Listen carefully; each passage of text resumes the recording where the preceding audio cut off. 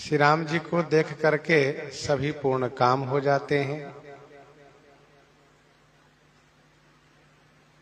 सभी के मन में यही एक कामना थी कि श्री राम जी के अनुरूप सुंदर दुल्हन प्राप्त हो। वह मनोकामना पूर्ण हुई, अथवा तो श्री राम जी श्री सीता जी को देख करके पूर्ण काम हुए, क्योंकि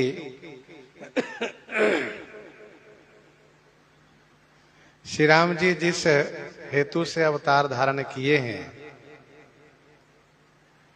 उस हेतु की पूर्ति श्री सीता जी से ही होगी। इसलिए श्री राम जी पूर्ण काम हुए।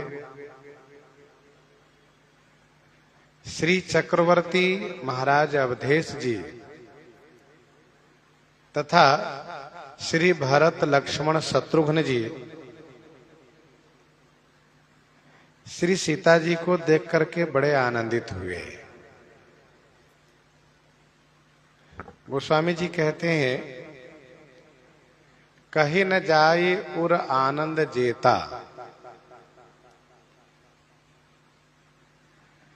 श्री भरतादिक भाई के साथ उनके पिताजी इतने आनंद में डूब गए कि उस आनंद को वर्णन नहीं किया जा सकता है, कहा नहीं जा सकता है।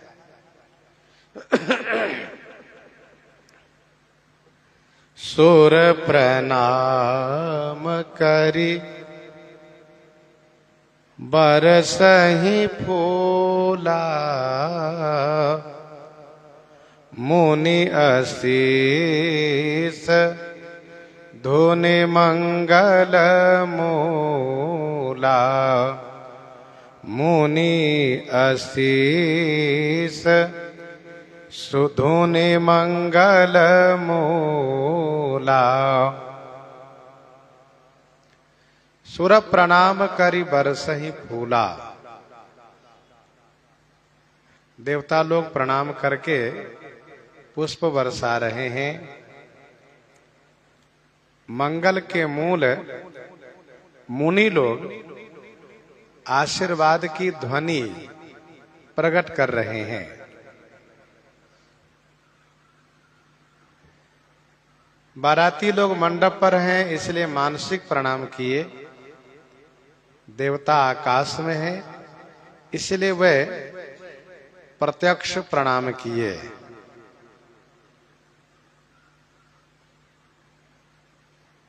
प्रणाम करके पुष्प वृष्टि कर रहे हैं, फूल बरसा रहे हैं। प्रश्न ये उठता है कि जब देवता लोग मंडप में हैं तो फिर आकाश से कैसे पुष्प बरसा रहे हैं, कैसे वहां से प्रणाम कर रहे हैं? तो इसका समाधान ये है कि देवताओं में वह सामर्थ्य है, देवताओं में वह सामर्थ्य है कि वे अनेक रूप धारण कर सकते हैं। अथवा तो जो विशिष्ट देवता लोग हैं वे मंडप पर हैं ब्राह्मण वेश में, बाकी देवता आकाश में विमानारूढ़ हैं। दोनों बातें अपनी जगह सही है। देवता ब्राह्मण रूप में यहां भी रह सकते हैं, अपने रूप में आकाश में भी रह सकते हैं, अथवा जो विशिष्ट हैं वे मंडप पर हैं, सामान्य देवता आकाश में हैं।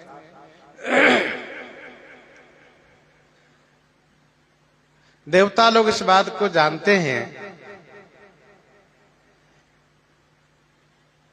कि श्री सीता जी आदि शक्ति हैं, सच्चिदानंद घन पूर्ण ब्रह्म परमात्मा अखिलेश्वर भक्तवत्सल श्री राम जी की आदि शक्ति हैं।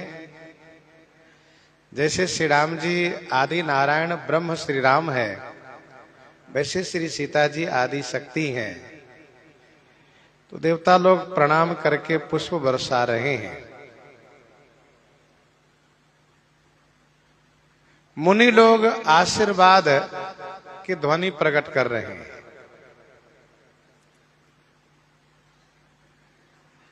देवताओं का पुष्प वर्षण और मुनियों का आशीर्वाद वर्षण दोनों मंगलमय हैं। और इसलिए इन दोनों को एक पंक्ति में गोस्वामी जी कह रहे हैं, गान निशान कोलाहल भारी, गान निशान कोलाहल भारी,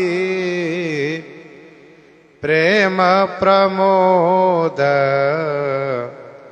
मगन नर नारी, प्रेम प्रमोद मगन नर नारी।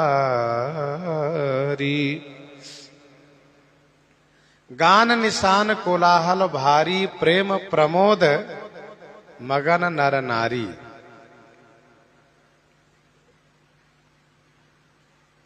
गान से मंगल गान, निशान माने नगाड़े की आवाज, नगाड़े की ध्वनि, और नगाड़े के साथ साथ और भी जो वाद्य यंत्र है उन वाद्य यंत्र की ध्वनि से भारी कोलाहल है। प्रेम प्रमोद मगन नर नारी, नगर के नर नारी प्रेम और प्रमोद में मगन है, डूबे हुए।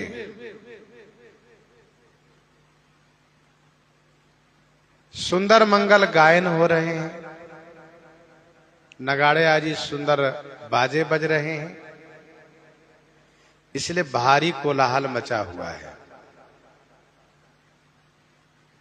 नभयरु नगर कोलाहल होई, नभयरु नगर कोलाहल होई, आपनि पर कछु सुनई न कोई। इस प्रकार से भारी शोरगुल है, कहीं बाजे बज रहे हैं, कहीं वेद पाठ हो रहे हैं, कहीं आशीर्वाद की वर्षा हो रही है, कहीं फूल की वर्षा हो रही है, कहीं बाजे बज रहे हैं, भारी शोरगुल है। जनकपुर के सभी नर नारी प्रेम और प्रमोद, प्रमोद माने प्रकर्षे नमोद, विशेष आनंद में मगन है, डूबे हुए।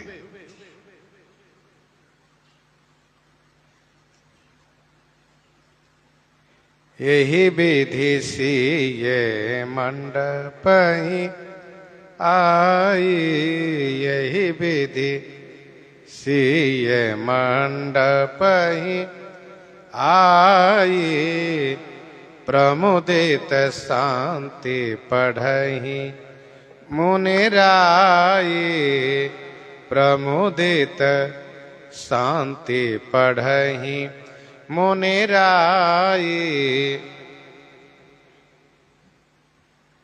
यही विधि सीए मंडप ही आए। इसी प्रकार से श्री सीता जी विवाह मंडप पर आई।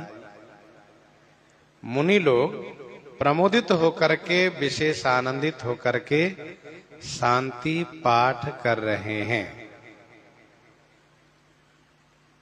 यही विधि, यही विधि स्वामी जी ने कहा कि सीए संवारी समाज बनाई, मुदित मंडप ही चली लवाई। साथ के जो वनिताएं हैं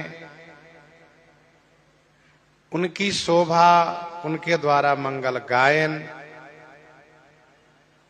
फिर श्री सीता जी की सुंदरता के संदर्भ में गोस्वामी जी ने एक पंक्ति में कहा, बारातियों द्वारा श्री सीता जी का दर्शन, बारातियों के द्वारा मानसिक प्रणाम, पुत्रों के सहित श्री चक्रवर्ती जी का आनंद तथा देवताओं द्वारा पुष्प वर्षण, मुनियों द्वारा आशीर्वाद का वर्षण, विभिन्न वाद्य यंत्र, गायन, इन सब के द्वारा भारी कोलाहल, इसी प्रकार से श्री सीता जी विवाह मंडप में आई। किसी ग्रह द्वारा कोई अशांति न हो, कोई अमंगल न हो, इसलिए मुनियों द्वारा शांति पाठ, प्रमुदित शांति पढ़े मुनि राज। मुनिराज, मुनि श्रेष्ठ लोग बड़े आनंदित होकर के शांति पढ़हि महीसुर अनुकूला। तेहि अवसर कर विधि व्यवहारो, तेहि अवसर कर विधि व्यवहारो, दुहु कुल गुरु सब कीन्ह आचारो, दुहु कुल गुरु सब कीन्ह आचारो। तेहि अवसर कर विधि व्यवहारू, तेहि अवसर कर अर्थात उस समय का विधि व्यवहार, उस समय का विधि व्यवहार, जो विधि व्यवस्था है, जो व्यवहार है, जो रीति रिवाज है, दुहु कुल गुरु, दुहु कुल गुरु श्री गुरु वशिष्ठ जी और श्री गुरु शतानंद जी महाराज सब आचारु किन्ह, सब आचारु माने सभी आचरण किए, सभी रीति रिवाज को पूरा किए। विवाह मंडप पर पुरोहित जी, गुरु जी के निर्देशन में ही सारे काम होते हैं। तो श्री राम जी मंडप पर आ चुके हैं। जब श्री किशोरी जी आई हैं तो इस समय का जो विधि व्यवहार है, जो रीति रिवाज है, दोनों कुल गुरु जी महाराज इसको संपादित किए। श्रीमद् वाल्मीकि रामायण में ऐसा वर्णन है कि श्री जनक जी महाराज प्रार्थना किए गुरु जी से, तब गुरु जी महाराज विवाह मंडप पर वेदी बना करके और विवाह का कार्य प्रारंभ किए। गोस्वामी जी कहते हैं यहाँ पर दोनों कुल गुरु जी पहले से सजग हैं। श्री गुरु वशिष्ठ जी महाराज श्री शतानंद जी को आदेश किए हैं। श्री शतानंद जी श्री राजकुमारी श्री जनक लाडली श्री किशोरी श्री सीता जी को लेकर आए हैं। तो दोनों कुल गुरु जी यहाँ पर सभी मांगलिक कार्य कराने में तत्पर हैं। आचारु करी गुरु गौरी गणपति मुदित विप्र पूजावहि सुर प्रगट पूजा लेहि देहि आशीष अति सुख पावहि आशीष अति सुख पावहि आचारु करी। आचारु माने आचरण, रीति रिवाज को करना। आचारु करी गुरु, गुरु जी महाराज रीति रिवाज को पूरा किए, आचरण किए और विप्र मुदित माने प्रसन्न होकर के गौरी गणपति पूजा वही। ब्राह्मण लोग प्रसन्न होकर के श्री गौरी गणेश जी की पूजा कराने लगी।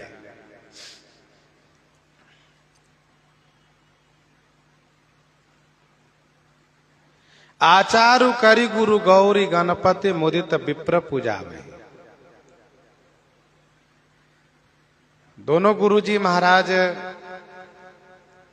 उस समय का जो विधि व्यवहार है, रीति रिवाज है, उसको पूरा कराने के बाद ब्राह्मणों को आदेश दिए। तो अन्य और भी जो ब्राह्मण लोग हैं वे गौरी गणेश की पूजा करा रहे हैं। ध्यान दीजिएगा, ऐसा नहीं कि सब काम गुरुजी ही करा रहे हैं। यहाँ बड़े बड़े ब्राह्मण, विद्वद वरेण्य कहिए, वह बहुत बड़े विद्वान ही नहीं, अपितु ये कहिए कि ब्रह्मादि देवता ऐसे ब्राह्मण वेश बना करके बैठे हैं। तो गुरुजी महाराज का भी तो अनुभव होगा, उनका भी तो अनुमान होगा, उनके मन में भी तो ये बात आ रही होगी कि ये सब कोई बड़े ब्राह्मण लोग हैं, इसलिए इनको भी मौका देना चाहिए। देखो, मौका देना चाहिए सबको, ऐसा नहीं केवल हम ही अकेले सब काम करें सो नहीं, औरों को भी मौका देना चाहिए। तो दोनों गुरुजी महाराज विधि व्यवहार संपन्न करा करके ब्राह्मणों को इशारा किए। ये ब्राह्मण लोग प्रसन्न हो गए, खुश हो गए। श्री शंकर जी, श्री ब्रह्मा जी, श्री विष्णु जी सब यहीं तो बैठे हैं ब्राह्मण वेश में। तो गौरी गणेश की पूजा करा रहे हैं। अच्छी बात यह है कि कुछ विशिष्ट देवता लोग ब्राह्मण वेश में यहाँ पर उपस्थित है, वेद मंत्र का पाठ कर रहे हैं, शांति पाठ में सम्मिलित हो रहे हैं, गौरी गणेश की पूजा करा रहे हैं।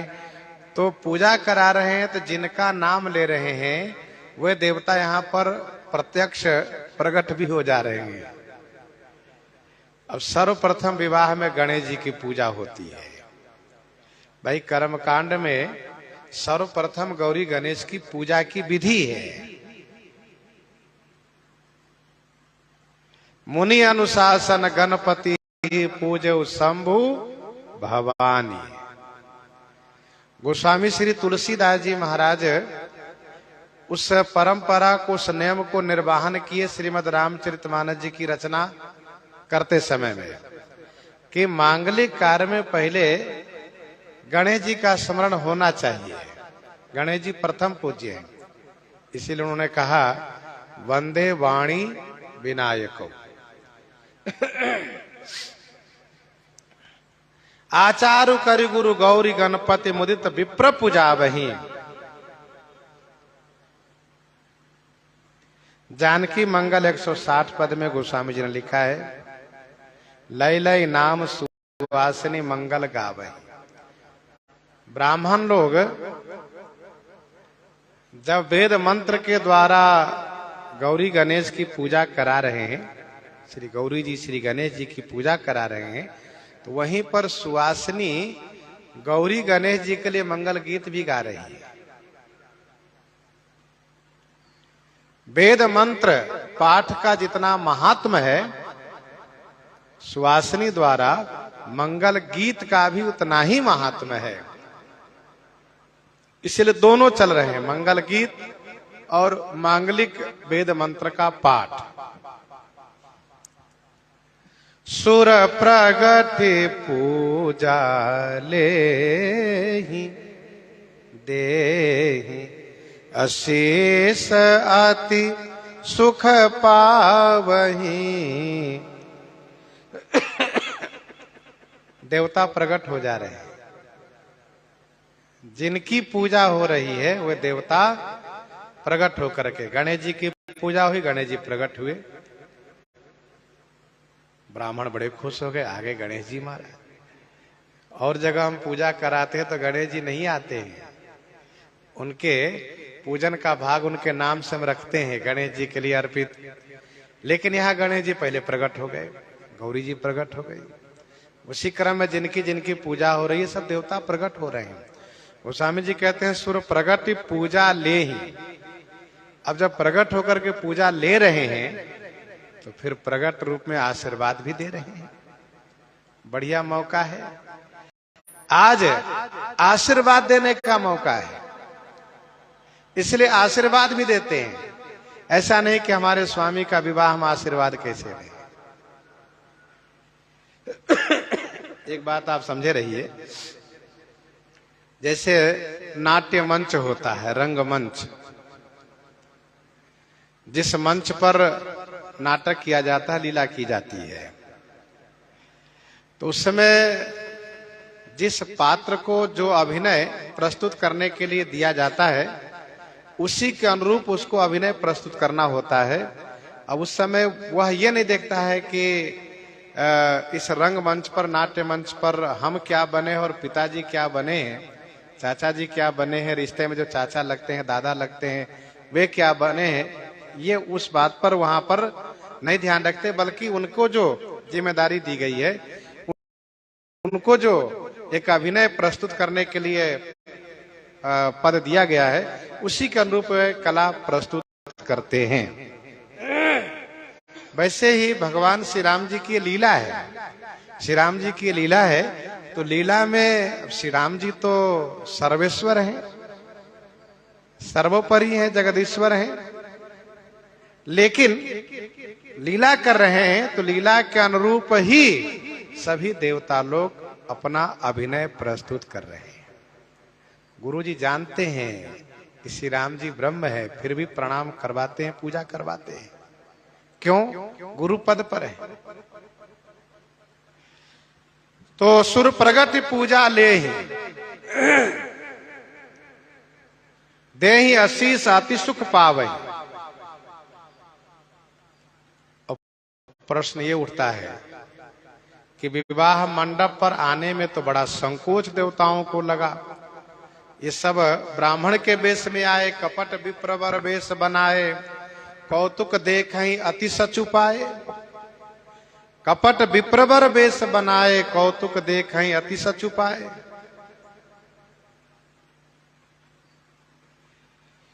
तो अब जब प्रकट होकर के पूजा ले रहे हैं, आशीर्वाद दे रहे हैं, तो क्या अब संकोच नहीं हो रहा है?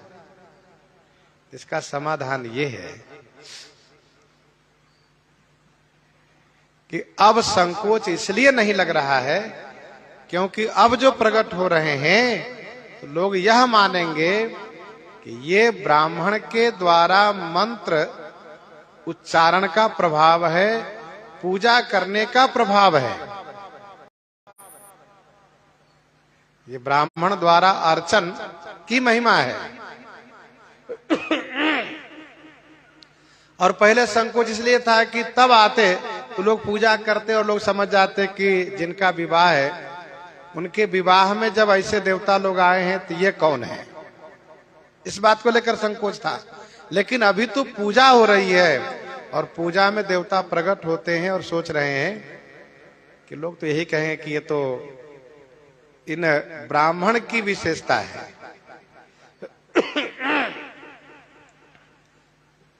उनके मंत्र का प्रभाव है, इसलिए प्रकट हो रहे हैं।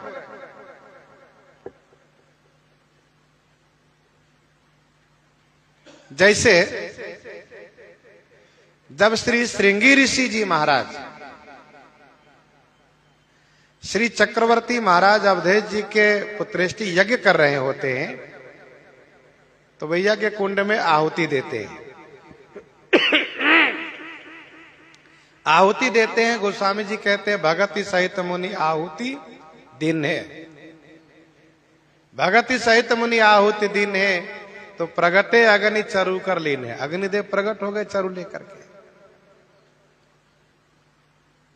इसमें लोगों ने ये माना कि ये श्री श्रृंगी ऋषि जी की विशेषता है, ये इनकी महिमा है। इन्होंने आहुति दी, अग्निदेव प्रकट हो गए। वैसे यहां पर ब्राह्मण लोग जब पूजन कराते हैं तो देवता प्रकट हो जा रहे हैं, और प्रकट होने का केवल यही एक उन लोगों को लाभ दिख रहा है, देवताओं को, कि आज हमें अपने स्वामी के हाथ से पूजन का भाग प्राप्त हो रहा है, पूजन की सामग्री प्राप्त हो रही है, हमें वह भोग प्राप्त हो रहा है। तो श्री राम जी के हाथ से लेने के लिए प्रकट हो रहे हैं, अपना सौभाग्य मान करके। लेकिन लोग तो यही समझ रहे हैं कि ब्राह्मणों द्वारा मंत्र उच्चार की महिमा है, पूजन की महिमा है। आज भी ये माना जाता है कि जो जितने उच्च कोटि के अर्चक होंगे उनके द्वारा उतना ही अधिक विशेष लाभ होगा, उतना ही अधिक देवता प्रसन्न होंगे। क्योंकि अर्चन में जितना अधिक शुद्धता के साथ, पवित्रता के साथ आचार विचार मंत्रोच्चार जब होता है तो देवता बड़े प्रसन्न होते हैं। इसलिए देवता लोग प्रकट हो रहे हैं अपना सौभाग्य समझ करके।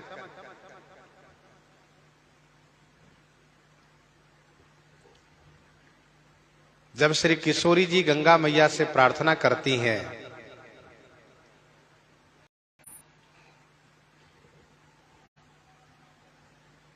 कि हे गंगा मैया, आप ऐसी कृपा करें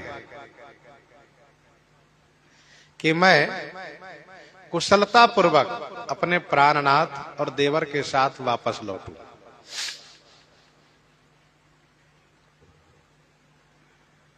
ऐसी कृपा बनाए रखे, मैं कुशलता पूर्वक लौटूं और फिर से आकर के इस घाट पर आपकी पूजा करूं।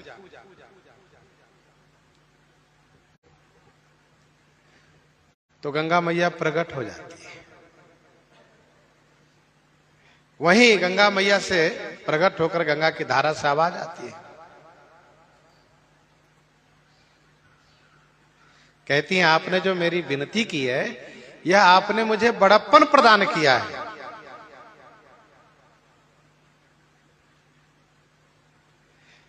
लोगों की दृष्टि में तो गंगा जी की धारा से आवाज आ रही है, लेकिन ऐसा स्पष्ट लग रहा है गंगा जी प्रकट है।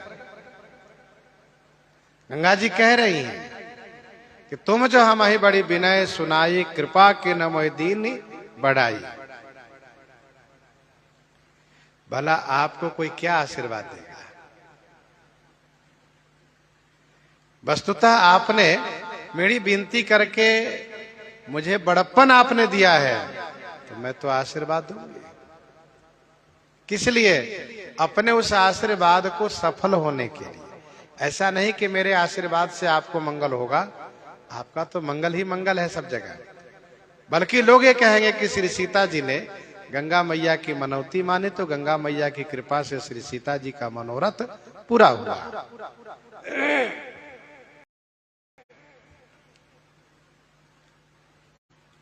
सुनो रघुवीर प्रिया वैदेही, तव प्रभाव जग विदितन के। लोकप होई बिलोकत तोरे, तो वही से वही सब सिद्धि कर जोरे। यह महिमा उन्होंने गाई। तो उसी प्रकार से देवता लोग यह जान रहे हैं ये तो हमारे स्वामी है, भला मेरे आशीर्वाद से इनको क्या होगा, बल्कि इनको आशीर्वाद देने से हमारा आशीर्वाद सार्थक होगा। तो अपने आशीर्वाद को सफल करने के लिए, सार्थक करने के लिए देवता प्रकट होकर के आशीर्वाद दे रहे हैं। अति सुख पावहीं, अतिशय सुख प्राप्त करते हैं। मधुपर्क मंगल द्रव्य जो जेहि समय मुनि मन महु चहै। भरे कनक को पर कलश सो तब लिए परिचारक रहे। लिए परिचारक रहे। मधुपर्क मंगल द्रव्य जो जेहि समय मुनि मन महु चहै।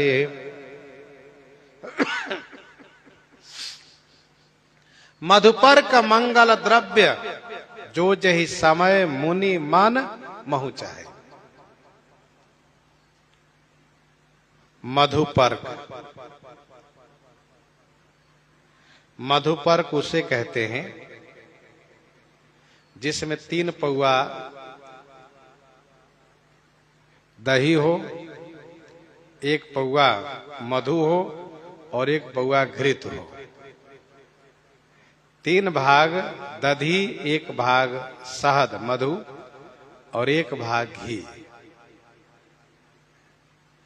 तीनों को मिलाने से ये मधुपर्क कहलाता है। 3 पौआ दही, 1 पौआ शहद, 1 पौआ घृत। यह मांगलिक द्रव्य माना जाता है। मांगलिक ये मधुपर्क होता है। शास्त्र में लिखा है कि मधुपर्क को दान करने से सौभाग्य की वृद्धि होती है, सुख की प्राप्ति होती है।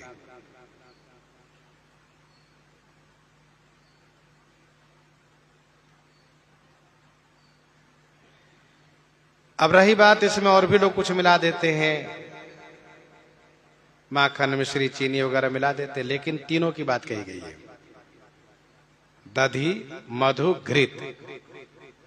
हाँ, ये है कि मांगलिक वस्तुओं में, मांगलिक द्रव्य में, जैसे कि औषधि है, चंदन है, कुश है, तीर्थ जल है, पान है, सुपारी है, लौंग है, इलायची है, दुर्वा दल है, रोड़ी चंदन है, इत्यादि सब मांगलिक वस्तु में है। मधुपर्क के अलावा दधी अलग से रखा रहता है, उसमें दधी है, दूध है, घी है, ये सब अलग से रखा जाता है मांगलिक वस्तुओं में। तो मधुपर्क मंगल द्रव्य, मधुपर्क और मांगलिक द्रव्य जो जेहि समय मुनिमन महु चाहे, जेहि समय जो मुनि लोग मधुपर्क मंगल द्रव्य मन महु चाहे, मन में चाहते हैं। जेहि समय माने जिस समय में मधुपर्क, मांगलिक द्रव्य आदि जो वस्तुएं मुनि मन में चाहते हैं। तो आप समझ गए होंगे कि मधुपर्क बनता है दही, शहद और घी मिला करके।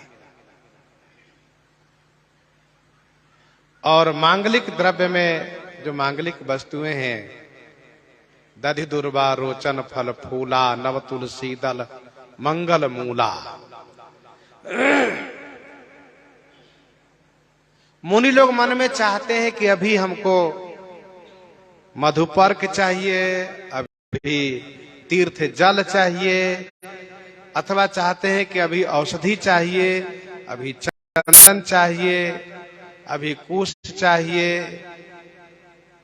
तो जैसे ही मन में चाहते हैं, मन में बात हुई कि भरे कनक को पर कलश सो तब लिए परिचारक रहे, लिए परिचारक रहे। भरे कनक को पर कलश, थोड़ा थोड़ा कटोरी में लेके नहीं लिए के आते हैं। ये नहीं कि थोड़ा सा कटोरी मिले, थोड़ा गिलास मिले, सो नहीं। तो गोस्वामी जी कहते हैं कनक कोपर और कनक कलश, सोने के कोपर माने पारात में भर करके और सोने के कलश में भर करके। कनक कोपर, कनक कलश भरे, कौन? सो माने वह सभी वस्तुएं। तब लिए परिचारक रहे, परिचारक माने सेवक लोग, तब लिए खड़े रहते हैं और तुरंत प्रेषित करते हैं, तुरंत निवेदित करते हैं, महाराज इसको लीजिए। मुनि मन में चाह रहे हैं कि अभी तीर्थ जल चाहिए, तो तुरंत एक सेवक कहता है महाराज ये सभी तीर्थों का जल है। ऐसा? हाँ। अरे वाह, तुमको कैसे पता महाराज? तुमको कैसे पता कि हमको तीर्थ जल चाहिए? कहा महाराज अभी आप तो मन में सोच रहे थे। देखिए, समय से कार्य तब होता है जब कार्य करने वाले कराने वाले सब जानकार हो और साथ साथ सजग हो। ऐसा नहीं कि अब तीर्थ जल मांग रहे हैं तो अच्छा लेकर आ रहे हैं, अब गए लेने तब तक बेचारे पंडित जी क्या करेंगे, चलो तो और आगे वाला विधि कराते हैं, जब तक लेकर आते हैं। तो सो नहीं, भरे कनक को पर कलश सो तब लिए परिचारक रहे।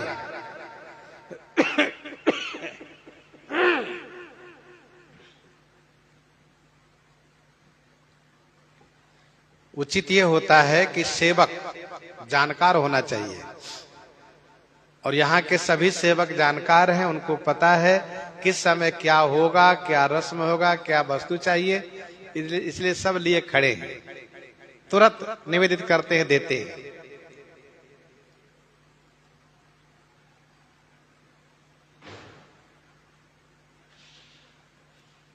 भरे कनक को पर कलश सो तब लिए परिचारक रहे।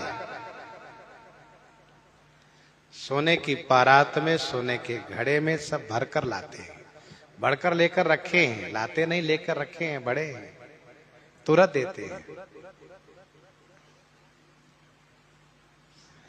कुल रीति प्रीति समेत रवि कही देत सब सादर कियो। यही भांति देव पूजाई सीतहि सुभग सिंघा सन दिए। सुभग सिंघा सन दिए। कुल रीति प्रीति समेत रवि, भगवान सूर्य विवाह मंडप पर आए हुए हैं। आप भी ब्राह्मण वेश में आए हुए हैं, अथवा यूं कहिए कि वृद्ध क्षत्रिय के वेश में ही आए हैं। प्रीति समेत कुल रीति कही देत। रवि प्रीति समेत कुल रीति कही देत, सब सादर कियो, सब आदर पूर्वक किए गए।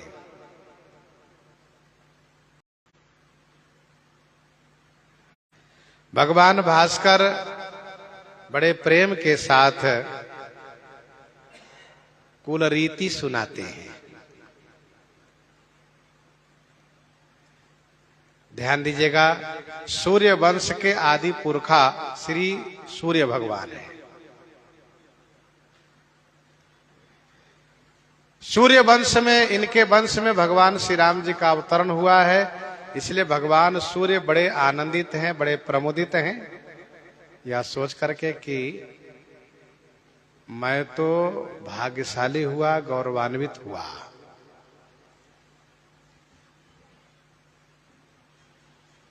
सूर्य वंश के भूषण स्वरूप श्री राम जी आए। अब आप जरा सोचिए कि सूर्य वंश में जो रीति रही है, होता है कभी कभी ऐसा कि किसी परिवार में धीरे धीरे करके वह रीति कमजोर हो जाती है। लोग कहते हैं अब समय बदला, थोड़ा बदलाव करो।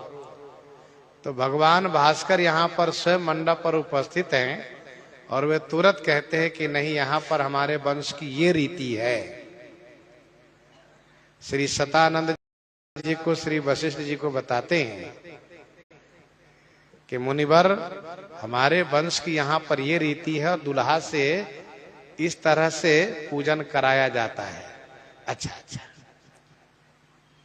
अच्छा, श्री गुरु वशिष्ठ जी महाराज भी ऐसा नहीं कि अपने हठ पर हो कि नहीं हम ऐसे ही कराएंगे। सुने, आपने कहा ठीक ऐसे ही होगा। तो कुल रीति प्रीति समेत रवि कही देत, प्रेम पूर्वक। एक बात और समझिए यहाँ पर, क्या प्रीति समेत कही दे। किसी को कोई बात जब प्रेम से कहिएगा तो वह न चाहते हुए भी जरूर स्वीकार करेगा, मानेगा अच्छा ठीक है। और यदि अनुशासनात्मक कहिएगा तो फिर वो कहेगा ठीक है, हो जाएगा। बड़े अपने आप को होशियार बनते हो, हम सोचते हम मूर्ख ही हैं, ये बात मन में आ जाती है। लेकिन कोई प्रेम पूर्वक कहता है महाराज यहाँ ये होना चाहिए, अच्छा अच्छा, ये तो बड़ी अच्छी बात है। तो कुल रीति प्रीति समेत बड़े प्रेम के साथ भगवान भास्कर कुल की रीति बताते हैं। हमारे सूर्य वंश की ये रीति रही है, महाराज इक्ष्वाकु ने इस प्रकार से किया, महाराज मनु ने इस प्रकार से किया, महाराज रघु ने इस प्रकार से किया, और वे इस प्रकार से उन सभी राजाओं में से कुछ विशिष्ट लोगों का नाम लेकर के कि देखिए हमारे वंश की ये रीति रिवाज है। तो गुरुजी भी बड़े आनंदित हो जाते हैं, तो बहुत अच्छी बात है, आप तो पुरानी पुरानी बात जानते हैं। अच्छा, गुरु वशिष्ठ जी भी कोई नए नहीं, ये भी पुराने हैं। हाँ, तो कुल रीति प्रीति समेत रवि कही देत, सब सादर कियो, सब आदर पूर्वक किए गए। और इसके बाद यही भांति देव पूजाई सीतहि सुभग सिंहा सन दिए, सुभग सिंहा सन दिए। गृहस्थ परिवार के लिए सबसे बड़ा यदि कोई उत्सव होता है तो वो होता है विवाह उत्सव। चाहे उसमें बेटा की शादी हो चाहे बेटी की शादी हो, सबसे बड़ा उत्सव माना जाता है ये। और उसमें वे सब प्रकार से नियम मर्यादा को पालन करना चाहते हैं, कहीं कोई कमी न रह जाए, कहीं कोई चूक न हो, जिससे आगे चल करके कोई ये न कहे कि अमुक नियम को पालन नहीं किया गया इसलिए इनके गृहस्थ जीवन सुखद नहीं हुआ। इसलिए पूरी सावधानी के साथ सभी नियम को पालन किया जाता है। यही भांति देव पूजाई सीता ही सुभग सिंहासन दिए। अब जरा सोचिए, देवता लोग प्रकट होकर के पूजा ले रहे हैं, आशीर्वाद दे रहे हैं। भगवान भास्कर स्वयं कुल की रीति स्वयं बता रहे हैं। और बड़े बड़े महापुरुष, जिसमें सबसे बड़े गुरु वशिष्ठ जी महाराज हैं, वहीं श्री सतानंद जी, वामदेव जी, विश्वामित्र जी सब बैठे हैं। वो सामान्य ऋषि लोग नहीं है, सब रीति रिवाज पूरा करा रहे हैं। तो गोस्वामी जी ने कहा कि ये भांति देव पूजाई, इसी प्रकार से देव पूजन करा करके एक बड़ा सुंदर संकेत है कि जहां जिसकी पूजा की विधि है उनकी पूजा होनी चाहिए। जहां जिनकी पूजा की विधि है उनकी पूजा होनी चाहिए। भगवान श्री राम जी स्वयं पूजा कर रहे हैं, मुनि लोग महर्षि लोग पूजा करा रहे हैं। यही भांति देव पूजाई, श्री सीताराम जी से देव पूजन करा रहे हैं। सुभग सिंहासन दिए, सुभग माने सुंदर, सिंहासन दिए गए। किशोरी जी को, श्री जनक लाडली जी को सुंदर सिंहासन पर विराजित कराया, किशोरी जी को बैठाया गया। उनके साथ में सभी सहेलियां हैं, वे सभी सखियां हैं, वनिताएं हैं। सुंदर अद्भुत शोभा हो रही है।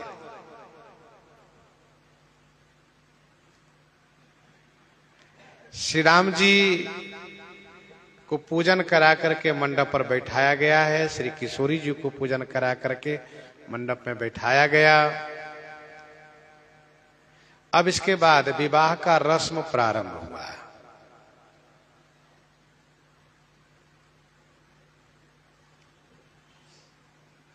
सिय राम अब लोकनि परस्पर प्रेम काहू न लखी परई, मन बुद्धि बर बानी अगोचर, प्रगट कवि कैसे करई, प्रगट कवि कैसे करई।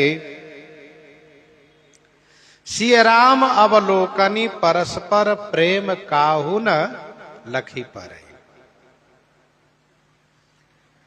श्री सीताराम जी के परस्पर का अवलोकन में जो प्रेम है, वह प्रेम किसी को नहीं समझ में आ रहा है। प्रेम काहू न लखी परई, कोई प्रेम को लख नहीं पाता है। गोस्वामी जी कहते हैं वह प्रेम मान बुद्धि और बर वाणी माने श्रेष्ठ वाणी के अगोचर है। अगोचर माने विषय नहीं है। फिर कवि प्रगट कैसे करे, कवि प्रगट उसे कैसे करे, कैसे कहे, कैसे वर्णन करे। सिय राम अवलोकनी, परस्पर प्रेम काहू न लखी परई। प्रश्न ये उठता है कि दोनों बड़े संकोची हैं, दोनों बड़े संकोची हैं। जैसे कि श्री राम जी, ये कोई कम संकोची नहीं है। श्री राम जी मातु समीप कहत सकुचाही, बोले समौ समुझे मन माही। श्री राम जी वन के लिए तैयार हैं। श्री सीता जी आ जाती हैं और उनको देख करके श्री माता कौशल्या जी का हृदय घबरा जाता है और श्री कौशल्या जी श्री राम जी से श्री किशोरी जी की सुकुमारता को कह करके घर में रहने के लिए, रखने के लिए कहती हैं कि राघव आप कहो कि श्री सीता जी घर में रहे, अथवा आप जैसा कहो मैं उस प्रकार के सिखावन दूं। यदि साथ में लिए जाना हो तो उसके अनुरूप सिखावन में दूं, और घर में रहेंगी, घर में रखना हो तो उसके अनुरूप में सिखावन दूं। तो श्री राम जी को लगता है कि मुझे ही कहना चाहिए, यहां पर ज्यादा अच्छा होगा। तो श्री राम जी को कहने बड़ा संकोच लगता है। विवाह के 12 वर्ष हो गए, लेकिन मां के सामने में श्री सीता जी से बात करने बड़ा संकोच लगता है। मां तो समीप कहत सकुचाई। ये भारतीय संस्कृति का शिष्टाचार है।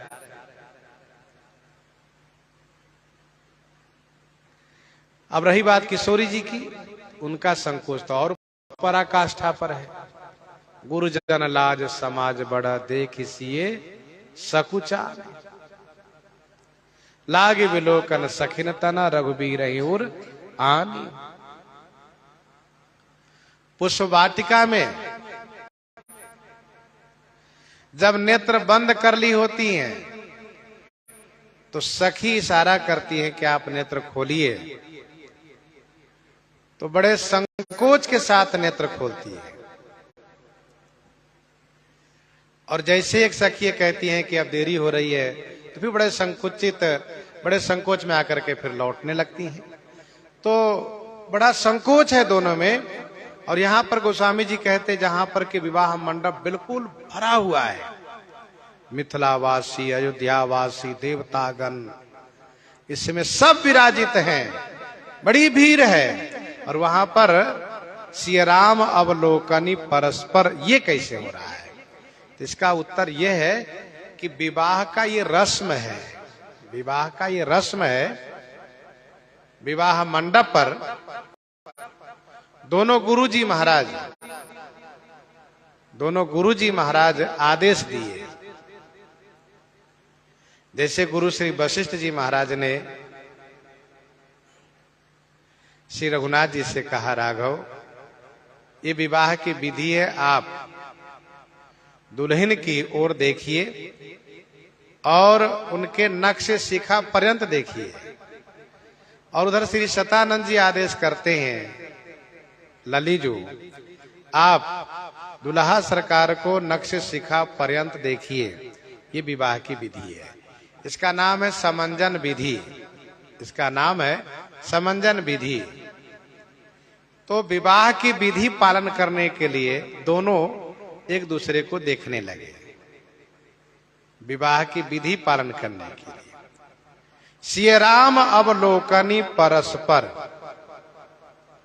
जानकी मंगल 94 में गोस्वामी जी ने लिखा, राम दीख जब सिय सिय रघुनायक।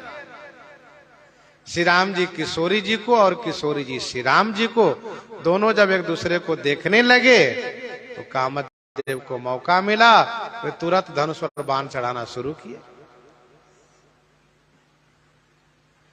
दो तन तकी तके सुधारत सायक। वस्तुतः दोनों के हृदय में मिलने की प्राप्ति की कामना हुई, यही मानो संकेत है कि धनुष पर बाण काम ने चढ़ाया। तो सिय राम अवलोकनी परस्पर प्रेम काहुन लखी परे। जिस प्रकार से श्री सीताराम जी दोनों अप्राकृतिक हैं, अलौकिक हैं, वैसे ही इन दोनों का प्रेम भी अप्राकृतिक है, अलौकिक है। इसीलिए लौकिक बुद्धि, लौकिक मन से, लौकिक वाणी से इस प्रेम को न तो जाना जा सकता है न कहा जा सकता है। भगवान श्री राघवेंद्र सरकार कहते हैं कि तत्व प्रेम कर मम अरु तोरा, तत्व प्रेम कर मम अरु तोरा, जानत प्रिया एक मन मोरा। सरकार कहते केवल मेरा मन जानता है, सो मन सदा रह तो ही पाए। तो सिय राम अवलोकनी परस्पर प्रेम काहुन लखी परे।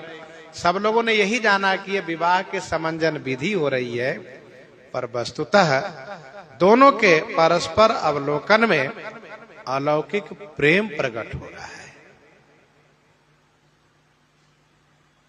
मन बुद्धि पर बानी अगोचर, प्रगट कवि कैसे करई।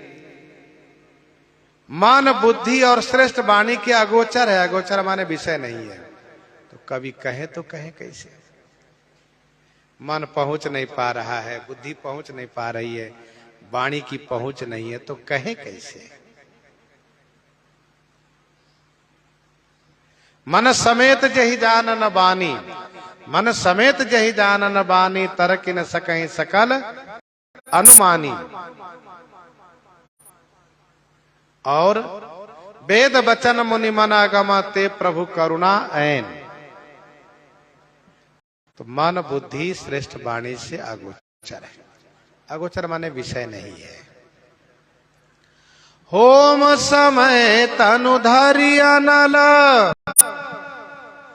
अति सुख आहुति लेहि। विप्र वेश धरि वेद सब, कही विवाह विधि देहि, कही विवाह विधि देहि। अब आप जरा विचार करिए, श्री ब्रह्मा जी आ गए, विष्णु जी आ गए, श्री शंकर जी आ गए, भगवान सूर्य आ गए, तो फिर वेदों ने विचार किया हम क्यों पीछे रहें, हम भी वहीं रहेंगे। वेद भी आ गए, यहां पर सब पहुंचे हुए हैं। अब आप जान लीजिए, सब जब यहीं इकट्ठे हो गए हैं तो रात्रि जल्दी बीत जाए कौन चाहेगा। जब सब यहीं आ गए हैं, सबको परमानंद की प्राप्ति हो रही है, सब आह्लादित हो रहे हैं, और भगवान भास्कर यहीं बैठे हैं, वे सोच रहे कोई विधि छूटे ना, इसलिए विवाह के अंतिम समय तक रहेंगे। इसलिए ये सोचना नहीं है कि रात्रि जल्दी बीत जाएगी।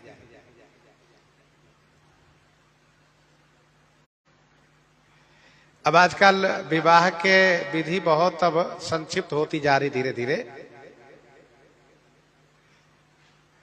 इससे जहां तहां विवाह की विधि जो देखी सुनी जा रही है 9-10 बजे तक बाराती आगमन बाजे आदि बज रहे हैं और 1-1.5 बजे के बाद फिर पता चला कि सब समेटना भी शुरू हो गया है। तो 2-3 घंटे में सारा काम पूरा हो जाता है। बाराती आई, उसको खिलाए पिलाए, 1-2 घंटे विवाह का कार्य पूरा हुआ। फिर 2-3 बजे पता चला कि टेंट तम सब उखड़ना शुरू हो गया। सब सुबह सब जय सीताराम। और विवाह की विधि ऐसी है, जिस विधि को सभी विधि को पालन, जैसे कि ब्राह्मण देवता अपने तरीके से पालन कर रहे हैं, सुवासिनी पालन कर रही हैं दोनों तरफ से, तो उसमें संध्या काल से ही लगे रह करके सुबह बहुत देरी तक, अभी भी आज भी जहां भगवान श्री सीताराम जी का विवाह उत्सव विधि विधान के अनुसार मनाया जाता है, अयोध्या जी में आप देखिएगा तो कुछ मंदिर ऐसे है कि वहां विवाह उत्सव होते होते प्रातः 7-8 बज जाता है। तो कहीं जाकर सुबह 6-7 बजे कोहबर की ओर भगवान श्री सीताराम जी को प्रस्थान कराते हैं। पहले यह था कि मन में उत्साह होता था और कहीं कहीं अमुक मंदिर में आ जाए, अमुक मंदिर में तो जाया करते थे अपने राम जी। तो गोलाघाट तरफ जाए तो पता चला कि सुबह 6-7 बज रहा, अभी विवाह की विधि चल रही है। तो इस प्रकार से विवाह उत्सव अब यहां पर सब उपस्थित है। होम समय तनुधरि अनला अति सुख आहुति ले ही, विप्रवेश धरि वेद सभा कही विवाह विधि दे। अभी तो हवन हो नहीं रहा तो अग्निदेव कैसे प्रकट हो गए? गोस्वामी जी कहते हैं कि अभी हवन नहीं हो रहा, लेकिन हवन होगा ना, जब होगा तभी प्रकट होंगे। तो गोस्वामी जी से एक भक्त ने पूछा, आप तो पहले कह दिए। तो गोस्वामी जी ने कहा, हम इसलिए कह दिए कि हमें मालूम है जब सब लोग यहाँ उपस्थित, अग्निदेव भी तो यही है, बस केवल हवन होने की देरी है। हवन जहां हुआ अग्निदेव वहीं प्रकट होंगे तुरंत, देखिएगा ना। जब सब लोग प्रकट है तो वे क्यों पीछे रहेंगे, वो भी यही रहेंगे। तो होम समय तनुधरि अनला अति सुखाहुति ले। अब ये श्रवण हम लोग आए करेंगे। करी होम विधिवत गांठ जोरी, हो न लागी भावरी। आगे है सिंदूरदान कन्यादान वगैरह सबके बाद में है।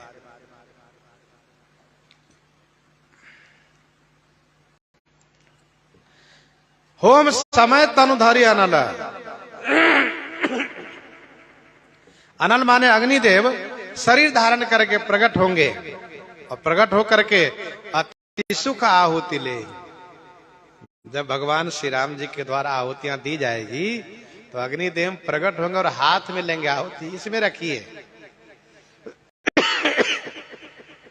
हवन काल में अग्नि की लपटें जब बढ़ती हो, खास करके जब आहुति दे रहे हैं आप, और अग्नि की लपटें जब बढ़े तो समझना चाहिए अग्नि तो बहुत खुश है, मानो वे खुश होकर के आहुति ले रहे हैं।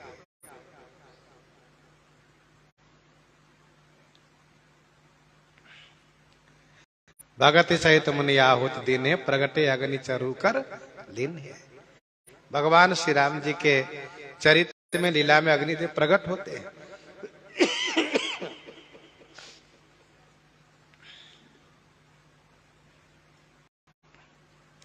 बंदी बेश वेद तब आए जहां श्री राम। कब? जब श्री राम जी राजा बनेंगे तब, क्योंकि वहां पर भाट लोग गुण गाते हैं, इसलिए वेद भाट बन करके आएंगे। बंदी बेश वेद तब आए जहां श्री राम। और यहां पर विवाह मंडप है। विवाह में ब्राह्मण के वचन का महात्म होता है। ब्राह्मण वचनात् सर्व परिपूर्णमस्तु। मांगलिक कार्य में, विवाह कार्य में ब्राह्मण वचनात् सर्व परिपूर्णमस्तु। ब्राह्मण के वचन से ही पूर्ण होता है। ब्राह्मण महिषूर है। कलयुग है ये। कुछ लोग ब्राह्मण के विरोध करते पाए जाते हैं, ब्राह्मण के विरोध करते हैं, लेकिन उनके भी जब घर में मांगलिक कार्य होता है तो उनकी गृह स्वामिनी कहती है कि देखिए जी, आप चाहे कुछ भी कह लो ब्राह्मण के बारे में, लेकिन कार्य तो ब्राह्मण से ही होगा। यहाँ के ब्राह्मण है, चाहे जहां से बुला लो, लेकिन ब्राह्मण से होगा। तो गृह स्वामिनी का आदेश होता है, फिर ब्राह्मण के द्वारा ही सभी मांगलिक कार्य संपादित होता है। तो मांगलिक कार्य में ब्राह्मण वचनात् परिपूर्णमस्तु, ये शास्त्र का वाक्य है। सर्व परिपूर्णमस्तु। होम समय तनुधरि अनला अति सुख आहुति लेहि, विप्रवेश धरि वेद सब।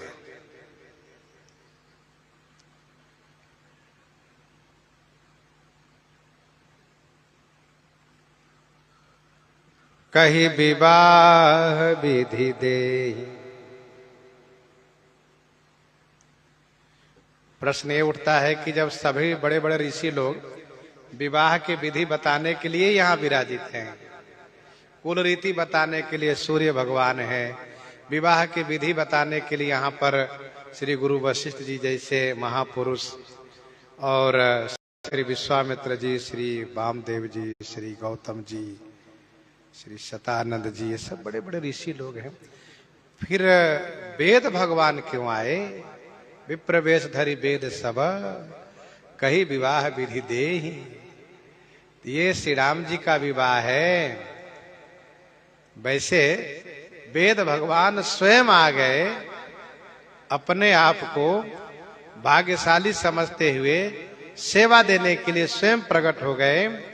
अरे भाई, कोई भी विवाह की विधि को करा रहा है तो वेद के द्वारा, और वेद के द्वारा कोई करा रहा और वेद स्वयं प्रकट होकर करावे, अंतर तो होगा ही। आप वेद के द्वारा करा रहे हैं तो कहीं आप चूक भी सकते हैं, लेकिन वेद जब स्वयं प्रकट होंगे तो वहां कोई चूक होगी नहीं।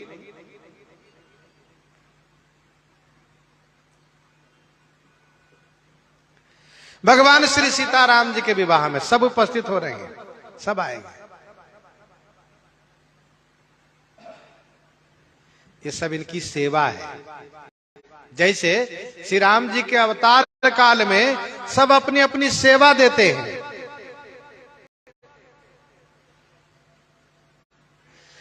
स्तुति करहि नाग मुनि देवा, स्तुति करहि नाग मुनि देवा, बहुविधि लावहि निज निज सेवा, बहुविधि लावहि निज निज सेवा।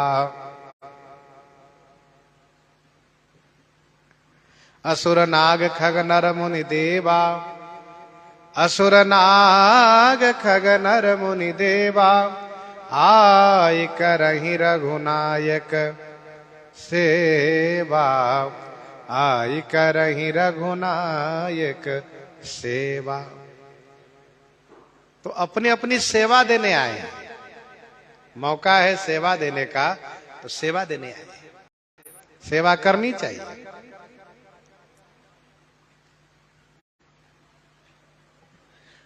विप्रवेश धरि वेद सब, कही विवाह विधि देहि। अच्छा, जब जैसी सेवा की आवश्यकता हो वैसी सेवा के लिए वैसा ही वेश बनाते हैं। जैसे श्री राम जी वन में निवास कर रहे होते हैं, तब कौन सी सेवा करते हैं? कहा मधुकर खग मृग तनुधरि देवा, मधुकर खग मृग तनुधरि देवा, करहि सिद्ध मुनि प्रभु कै सेवा। मधुकर खग मृग तनुधरि देवा, करहि सिद्ध मुनि प्रभु कै सेवा।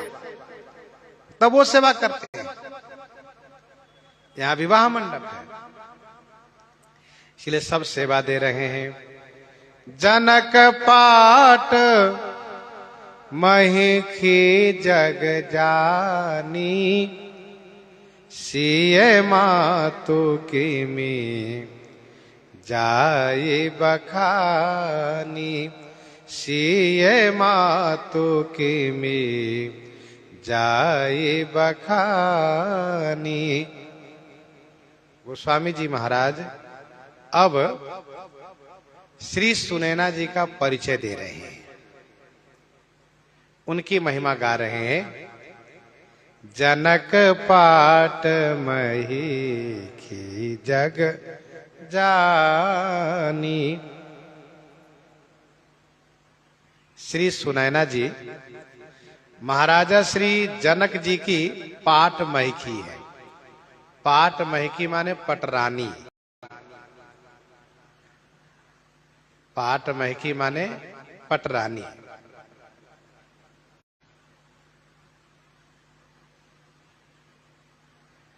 रानी 4 प्रकार की होती है। रानियों के 4 भेद होते हैं। राजमहिखी, परिव्रता, बाबता और पालाकली, ये 4 भेद है। राजमहिखी जिसको पटरानी कहते हैं।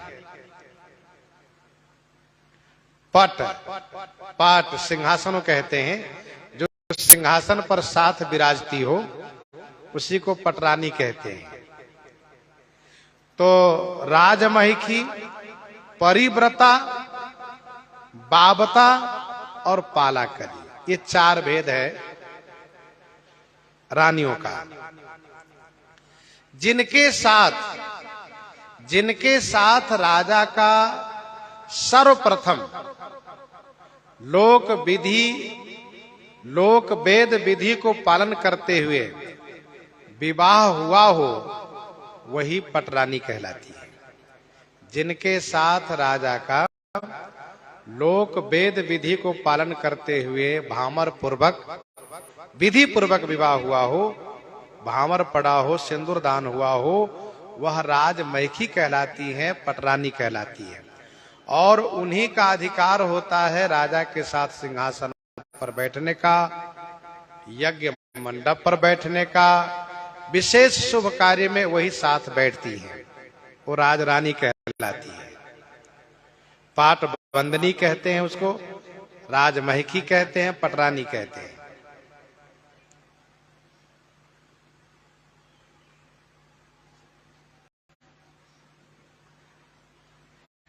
इसके बाद जब दूसरा विवाह राजा का होता है, इसके बाद जो दूसरा विवाह राजा का होता है उसी को परिव्रता कहते हैं, उसी को परिव्रता कहते हैं। राजमहिखी के अनुपस्थिति में, जैसे किसी कारणवश राजरानी, पटरानी सिंहासन पर साथ नहीं बैठ सकती हैं, यज्ञ में नहीं बैठ सकती हैं, उस परिस्थिति में परिव्रता का अधिकार है, वो राजा के साथ बैठ सकती है।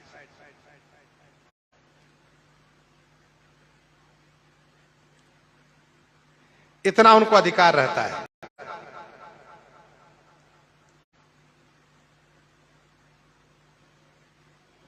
इसके बाद जो तीसरी रानी होती है, जिनका नाम है बाबता, ये 4 प्रकार में से एक बाबता तीसरी है। ये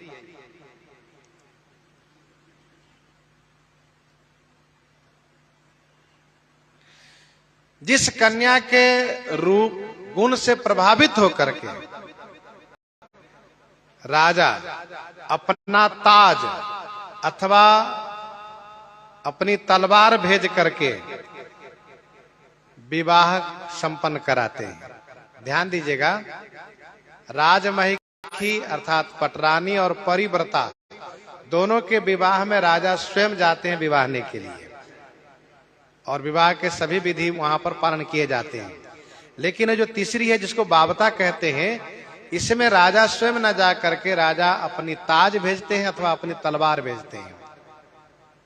उसके द्वारा उस कन्या का विवाह कार्य संपन्न होता है। वो घर में आती है, महल में आती है। इनका अधिकार नहीं है सिंहासन पर बैठने का अथवा यज्ञ आदि में बैठने का अधिकार इनका नहीं होता है।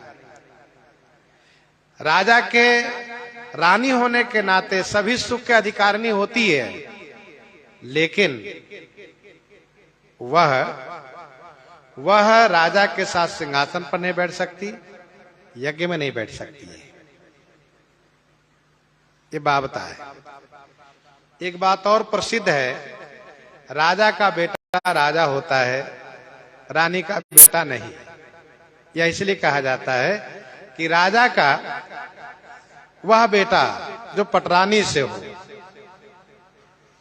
अथवा यूं कहिए कि जो रानी के द्वारा बेटा पैदा हुआ हो, वही राज्य का अधिकारी होता है। सब लोकोक्ति है, लोक प्रसिद्ध बात है ये। चौथी रानी वो है जिनको कहते हैं पालाकली। चौथी प्रकार की रानी वो है जिनको कहते हैं पालाकली। पालाकली का मतलब यह है कि वह कन्या स्वयं राजा से प्रभावित होकर के विवाह के लिए प्रस्ताव रखती हैं और वह राजमहल में सम्मान पूर्वक आती हैं। उनको रानी का अधिकार दिया जाता है। चौथे प्रकार की रानी होती है, उसको पालाकली कहा जाता है। लेकिन उनका एक नाम और होता है। यद्यपि सभी रानी के हृदय में दासी भाव तो होता ही है, लेकिन पालाकली नाम की जो रानी होती है उनमें विशेष रूप से अपने आप में दासी भाव ही रहता है। ये चार प्रकार की रानी राजाओं को होती थी। गोस्वामी जी कहते हैं जनक पाट महकी जग जानी। श्री चक्रवर्ती जी महाराज दशरथ जी की बहुत रानियां थी। श्री जनक जी की भी और रानियां थी। आयो जनक राज रानी वासु आगे कहा जाएगा। तो जनक पाट महकी, श्री जनक जी महाराज की पाट महकी है, पटरानी है, योगी राज ज्ञान के निधि श्री जनक जी की पटरानी है। आप सोच सकते हैं कि वह योग्यता, वह वैदुष्यता, वह प्रतिभा श्री सुनैना जी में भी है। तभी तो इनके लिए कहा गया कि को विवेक निधि बल्लभई, को विवेक निधि बल्लभई तुम्हें सकई उपदेश, को विवेक निधि बल्लभई तुम्हें सकई उपदेश। ये विवेक निधि की बल्लभा है, प्रिया है। सीए मातु, दूसरा श्री सीता जी की माता है। श्री सीता माता होने का सौभाग्य इन्हीं को मिला है। गोस्वामी जी कहते हैं किमी जाई बखानी, में कैसे बखान करूं। सुजस सुकृत सुख सुंदरताई सब समेटि विधि रची बनाई,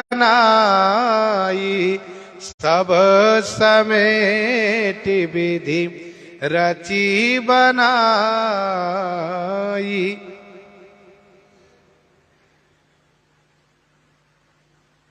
ब्रह्मा जी हम आप सबको 5 तत्व से बनाए हैं, पृथ्वी से, जल से, अग्नि से, आकाश से, वायु से। लेकिन ब्रह्मा जी ने श्री सुनैना जी को किससे बनाया? कहा इन 5 से। सुजस सुकृत सुख सुंदरताई, सुजस सुकृत सुख सुंदरताई सब समेटि विधि रची बनाई। सुजस सुकृत सुख सुंदरता और सीए मातु होने का गौरव, इन 5 को समेट करके ब्रह्मा जी ने श्री सुनैना जी को बनाया है। सुजस सुकृत सुख सुंदरताई, सब समेट विधि रची बनाई।